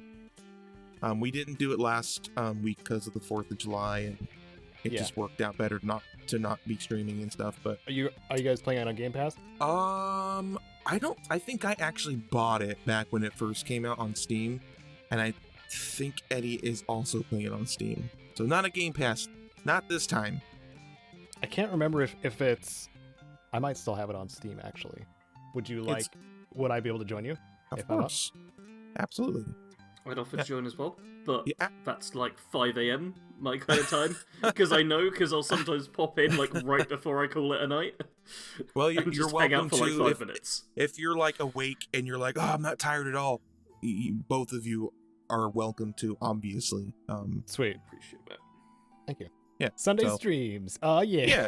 I mean, that was kind of the thing. Like, we kind of wanted to keep streaming on Sundays because it worked, and that's we had just finished playing The Forest, which is kind of a spoopy survival game. That's one that didn't interest me, but I'd already played Grounded, so I was like, yeah, might as well. The Forest was really good. Like the ending, just minus the boss fight, because you guys know how I feel about boss fights. It was really cool, really freaking cool. Like I was really blown away by it. But it's over and done with. So, and I've also started streaming Dead Space because it's a good horror sci-fi game, and they are talking about revitalizing the series. I don't know if that means they're remaking it or reimagining it, or I'm not exactly sure. I think it's mostly rumors, or remonetizing it. Yeah, I mean, it could be anything. it could be nothing. It's EA, so who the heck knows? Yep. Money. But Dead Space is a solid game. I played some of Dead Space 2, and I've never played 3, but I've got them all. So I'm working my way through that, and it's a good time. It's a solid space horror game. You can't go wrong. We talked about Dungeons & Dragons Dark Alliance, so I won't go into that. And then on my off time, I've been kind of dinking around with some Elder Scrolls Online. Ooh. Yeah, it's one of those games that I bounce to and from. If you like Elder Scrolls and you like MMOs, it's not a bad game. It's not the greatest game in the world, but it's my I'm not working, mindless, zone out kind of game. Yeah. If that makes any sense. That's good. Sometimes those are nice. Yeah. Sorry. I was just gonna say I was considering installing it the other day, and I've just scrolled back on my Twitter to check how long it would take, and it's 18 days, 6-hour install. It was saying for me. Holy crap! Yeah. So I decided not to bother with it because that was my internet being a little bad too. But even with like good internet, that's multiple days of dealing with it. Unfortunately, just waiting for it. Yeah. That is a long time, man. That is a long time. Yeah. That'd be a tough one. But yeah, that's pretty much all that I'm doing. So I guess one of you guys can go next. Well, I have played a few different games. One I want to mention very briefly is a Game Pass game I decided to try out called Immortal Realms? Yeah, Immortal Realms Vampire Wars, which is you play as like the Dracula family. You go around and do like... I don't know how to describe the combat. It's like XCOM movement, the combat. But it's not with the percentage chance to hit, which is quite nice. It's just based off damage numbers and using tactics like flanking with position. You also get cards, which do different abilities, and you can eat towns. It's just a fun little game. It was on Game Pass, but I figured I'd mention briefly, because I enjoyed a little bit of time with it. It's not a game that will change your life, but it is just fun. No. Oh. What I've been spending most of my time doing recently, and which I just finished the day before we're recording this, is a Fallout 3 playthrough on my live streams. Yeah. So, I've been doing a new live stream schedule of Monday through Saturday, 8 PM till midnight UK time, which means like 4 hours a day, 6 days a week. How many days are in a week? Yeah, 6 days a week. So it's like a full 24 hours, a full day of streaming, essentially, out of a week. Which meant I've got through Fallout 3. I did most of the DLCs. I ignored Mothership Zeta, which a couple of people were disappointed by, but which I didn't care because it sucks. Yeah, it does. I just realised now I never used the Fire Lance. Which I was supposed to do. I had it, yeah. Oh my god. That realization has literally hit me as I was going to talk about something else. I specifically, on my last stream I did Broken Steel. I'll talk about the endings because they're quite funny how I did it, but I specifically went back to my base. I equipped all my best gear. I had the Dart Gun, Fat Man, Lincoln's Repeater, Tri-Beam Laser Rifle, and I had the Fire Lance, which I'd got in the very first episode, the first stream of Fallout 3, in my first random encounter. I went to the Super Duper Mart. Yep. And I got the Fire Lance. You got super lucky. And then I never fired it, and I'm never done with Fallout 3. I literally don't know what the gun looks like when you shoot it. That is the only time I've ever got it, and I didn't use it once. Wow. Oh my god. You gotta do Broken Steel again, obviously. No, I did Broken Steel twice. You gotta do it again? Okay, so, for both of my endings, I did... So on Thursday, I did the basic ending to Fallout 3, the base game. Then on Friday, it was the Broken Steel. On Thursday, I managed to mess up inputting the code to Project Purity, but I did it at a point where I didn't realise I messed up, because the code you're supposed to put in is either 216 or 217. I still can't remember which, but I kept on inputting the wrong code out of those two and hitting enter and wondering why nothing was happening. Then I finally switched over to the other code, I hit enter and it immediately flashed white, things went down and I was like, yeah, I did it! And it was only halfway through that I realised, oh no, I actually failed and got a game over and got the bad ending, because I didn't actually save it, and there's a timer for how long you can spend in there before it's just like, no, you took too long. So I managed to fail the ending and then have to load back up and input the right code to get the good ending. And guess what I did in Broken Steel? Got the bad ending on accident and then had to go back and do the good one. Oh no. Well, it was half on accident. I got donated to nuke both the Brotherhood and the Enclave, basically, in the ending to Broken Steel, and I was like, sweet, I'll do that. I didn't realise you can nuke both, let's do it. And it gives you like 5 options of places to nuke, including Megaton and Rivet City, so hence they might not be quite as safe. But I was like, cool, let's go ahead and nuke the Brotherhood, and then after I've done that, I'll send another nuke down to this Enclave place. We'll nuke both of them. I got donated for it, let's do that. So I select the Citadel first, and then I start backing up the menu, and there's no option to launch a second missile. Yep. And I'm just frantically clicking through the menus. And then the Brotherhood takes you back to the Citadel, and they're not happy. No. So, yeah, I did that. However, you would get more alien power cells that you're not going to use. Oh, I also picked up Callahan's revolver, which I did fire. Hey. I remembered to fire Callahan's revolver. Okay, that counts. That, and I forgot the That counts. fire lance. Yeah, I remember that. I actually watched Caedo's guides before some of my streams, to be fair. Yeah. But no, I reloaded, I destroyed the Enclave, because screw the Enclave, and then it was all good. And that means now I can start on my Fallout 4 Cannibal Challenge run. Hey. Which is the new thing taking over stream schedule, and which the first stream of would have been yesterday when this comes out. So wait, is that what the top 10 was the setup for too? Yeah, I mentioned at the top. Okay, so I made a top 10 worst perks in Fallout video. All of them which were cannibal-based perks, because my chat has an obsession with cannibalism, which I have to deal with. Yep. But the obsession also comes from one person donating $100 for me to get the cannibal perk in New Vegas. Wow. It was a ridiculous thing. Oh my god. Which, kind of really set things off. And then led to me making a video about how bad the cannibal perk is. And then, while researching for that video, I learned that in Fallout 4 Survival Mode, if you consume a corpse, you get the Dark Craving status effect, which stops food from working properly and healing your hunger, and means you can only heal your hunger bar through the act of consuming corpses. Which is really cool. Yeah, that's really cool, and I never knew about it because it's such like a minor thing in a mode that most people don't even play anyway. Mm-hmm. So yeah, so I'm going to be doing Cannibal Run in survival mode. Nice. That's what I've been doing in streaming. In my downtime, I've been playing a little bit of Fortnite, but I think I'll leave that to Caedo to talk to. I have a suspicion he might have been playing that too. I have been. Well, I've been playing it with you, Sarge, as well as moderator Stark and some with Kite.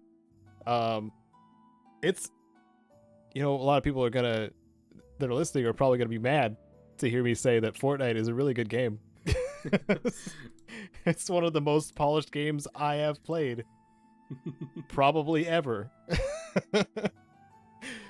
And I kept seeing a lot of news floating around of like the Assassin's Creed Infinite thing that they want to do, Ubisoft, whatever. I excluded that story because Ubisoft. But they want to have a constantly changing world and something to do with their Assassin's Creed thing, make it a live service, blah blah blah. And using Fortnite as an example because the world continuously changes, the field continuously molds and changes depending on the season that you're on and the story going on within Fortnite Battle Royale.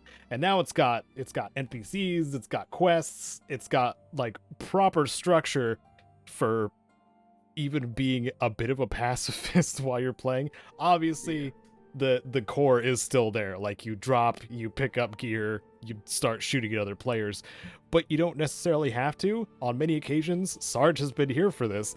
I drop, get into a car, and just run people over that I see and go to objectives. Caedo's specialist weapon is car. Yes. Simple as that. And then, once Sarge and Stark would clear out the area, like we'd all get into a vehicle and move to the next spot we needed to go. Yeah. And it's fun. It's just fun. And the amount of polish that Epic puts into everything they put on their store is nuts and unfair. Yes, I've heard both Stark and Caedo oohing and ahhing over the cosmetics as we've been playing. And as I have been staunchly refusing to ever buy V-Bucks. Mm-hmm. So I just look like default. Unfortunately, I look like a psycho from Borderlands 3, so I don't look completely default, and I'm fine with my skin, but yeah. Yeah. The two of them are constantly changing, sometimes turning into aliens instead of humans, and I'm just the same character constantly. Yeah. Also, just the biggest crossover since Smash Bros. Since ever. Yeah. Yeah. You have DC and Marvel both in the same multiverse. Now we've got Rick from Rick and Morty. Yeah. Like it's just ridiculous. For some reason there's anime characters too. Like they are fully cel shaded in the game. They look completely off compared to everything else, but they exist. Yep.